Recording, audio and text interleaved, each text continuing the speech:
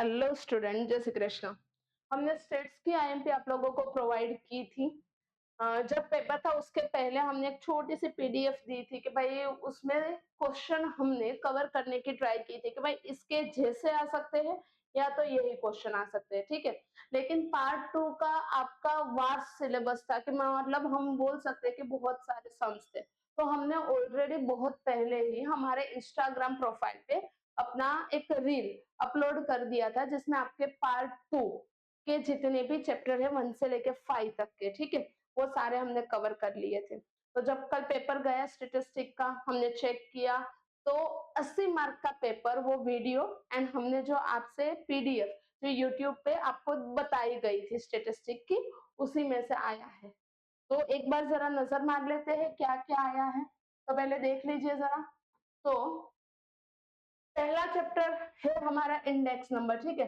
अगर index number की बात करो तो उसमें मैंने आपको इलस्ट्रेशन नंबर 24 दिया था।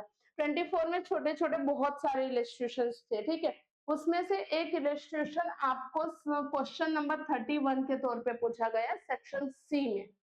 देन आफ्टर 1.2 का जो क्वेश्चन नंबर 2 था, ऐसा ही सेम क्वेश्चन सिर्फ डिजिट अलग, ऐसा ही सेम क्वेश्चन आपको 40 नंबर का क्वेश्चन पूछा गया था सेक्शन डी में। देन एक्सरसाइज 1.3 में जो 6 नंबर का सम है, ऐसा सिमिलर क्वेश्चन आपको सेक्शन एफ में 56 में पूछा गया था, ठीक है। क्वेश्चन नंबर 56 सेक्शन एफ की अगर बात करें तो हाँ, इंडेक्स नंबर से अगर हम बात करते हैं इंडेक्स नंबर की, ठीक है, तो इंडेक्स नंबर में से सेक्शन सी का एक क्वेश्चन, सेक्शन डी का एक और सेक्शन एफ का एक क्वेश्चन जो हमने दिया था उसमें से रहा। लीनियर कोरिलेशन की बात करो, ठीक है, तो लीनियर कोरिलेशन में भी हमने जो दिया था उसमें से मेजोरिटी आया है। अगर सेक्शन एफ की बात करो तो सेक्शन एफ में 57 वाला क्वेश्चन जो है जो हमने इलस्ट्रेशन 10 दिया था एज इट इज आया है। देन अगर आप बात करो सेक्शन सी के क्वेश्चन नंबर 32 की, हमने आपको 27 वाला इलस्ट्रेशन दिया था एज इट इज आया है। देन आफ्टर सेक्शन डी में 10th वाला क्वेश्चन, ठीक है, वो सॉरी सेक्शन डी में 10th वाला क्वेश्चन वो आपके सेक्शन डी में 42 नंबर के क्वेश्चन में पूछा गया। देन आफ्टर सेक्शन एफ में हमने दिया था 6 वाला, तो वो आपके सेक्शन एफ में 58 नंबर का क्वेश्चन पूछा गया, ठीक है। तो ये आपका 5 मार्क का हुआ, सेक्शन डी में भी आया। देन आफ्टर सेक्शन सी में भी रहा और सेक्शन एफ में 2 सम्स आए जो हमने दिए थे उसमें से। नेक्स्ट अगर हम बात करें थर्ड चैप्टर लीनियर रिग्रेशन की, ठीक है, तो लीनियर रिग्रेशन में हमने जो इलस्ट्रेशन नंबर 8 दिया था, ठीक है, इलस्ट्रेशन 8 वो आपका क्वेश्चन नंबर 43 सेक्शन डी में निकल के आया। देन आफ्टर आप जो हमने इलस्ट्रेशन 16 दिया था जिसमें ऐसा कुछ वाई कैप करके आपको सारी डिटेल दे दी थी, वहां से आपको बी को उठाना था और फिर सम सोल्व करना था, ठीक है। तो इलस्ट्रेशन जैसा 16 हमने दिया था, सिमिलर क्वेश्चन आपका आया 33 सेक्शन सी में। देन अगर 33.2 की बात करें तो 7 नंबर का क्वेश्चन हमने आप लोगों को दिया था, वो as it is section D में आपका क्वेश्चन नंबर 44 पे आया, ठीक है। तो यहां से भी बहुत कुछ आया।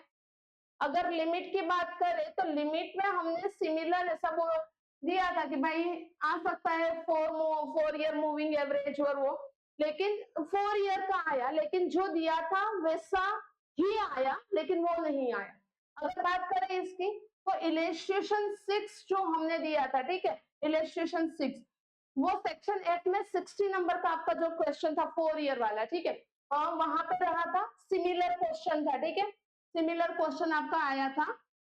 तो इलस्ट्रेशन नंबर 6 जो हमने दिया था वैसा सिमिलर क्वेश्चन आपके सेक्शन एफ में 60 नंबर का था जो आया था।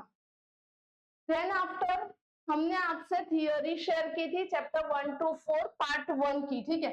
अगर उसमें हम थियोरी में बात करें अगर तो हमने आपको 1 से 4 चैप्टर में एक थियोरी बताई थी, components of a trend, long time हो गया, सीजनल हो गया, ठीक है।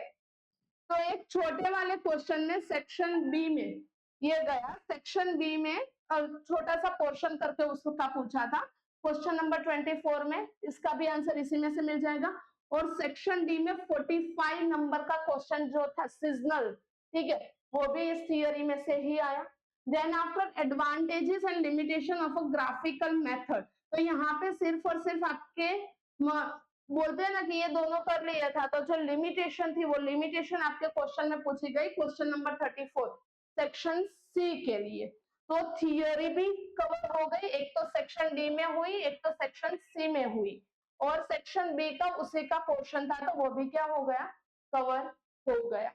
देन आफ्टर अगर हम प्रोबेबिलिटी की बात करें, ठीक है, तो प्रोबेबिलिटी में हमने आपको जो क्वेश्चन दिए थे, तो उसमें से इलिस्ट्रेशन नंबर जो 24 है वो सेक्शन डी में 47 नंबर का क्वेश्चन बन के आपके सामने आया था।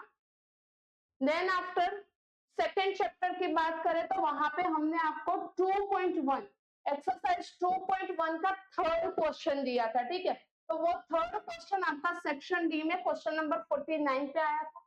2.2 की बात करें तो एक ही क्वेश्चन दिया था थर्ड वाला, जो सेक्शन डी में 50 नंबर का क्वेश्चन आया था। 49 एंड 50 दोनों जो हमने आईएमपी शेयर की थी उसी में से आया सेक्शन डी में।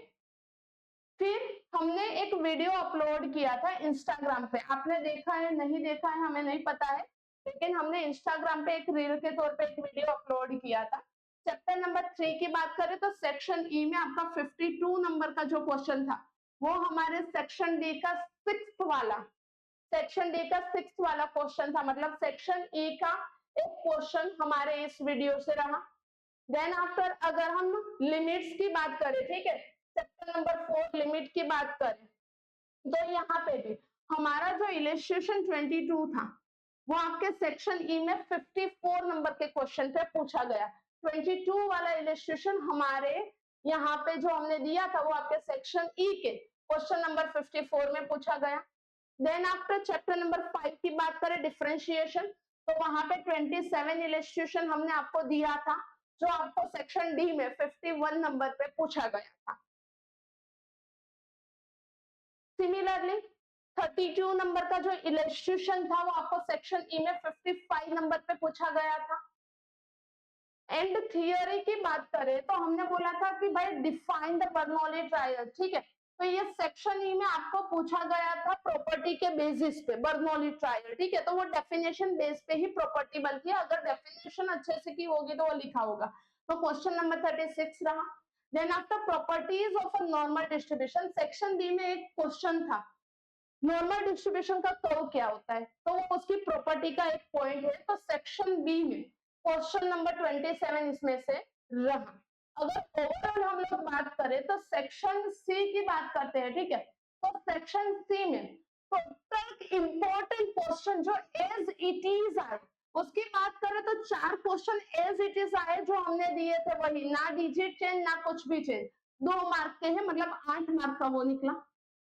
सेम एज आईएमपी, जैसे बोला ना इलिस्ट्रेशन 6 हमने दिया तो उसके जैसा ये आया, तो वैसे 2 क्वेश्चन निकले 2 मार्क के, मतलब 4 मार्क हो गए वो।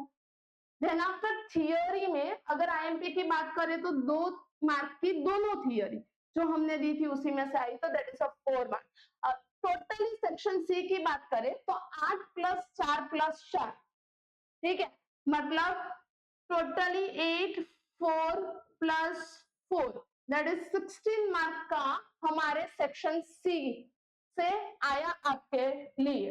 देन आफ्टर सेक्शन डी की बात करें, ठीक है, टोटल जो हमने आईएमपी क्वेश्चंस दिए थे सेम एज इट इज, अगर क्वेश्चन की बात करें तो 7 क्वेश्चन आए, सबसे ज्यादा इसी सेक्शन में निकले, 7 क्वेश्चन 3 मार्क के, मतलब 21 मार्क आपके पास आ गए।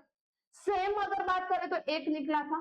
अगर थियोरी की बात करें तो एक थियोरी जो हमने दी थी वो एज इट इज आई, मतलब 21 मार्क की है, 3 मार्क की है और 3 मार्क की है, तो 21 + 6 कर दो, मतलब यहाँ से 27 मार्क का निकल के आ गया, ठीक है, ऑप्शन निकाल दोगे, मतलब इस सेक्शन में अगर हमारी आईएमपी थियोरी आप करके गए होंगे, हमारे आईएमपी सम्स आप करके गए होंगे, तो ये सेक्शन आपका पूरा क्लियर ही था।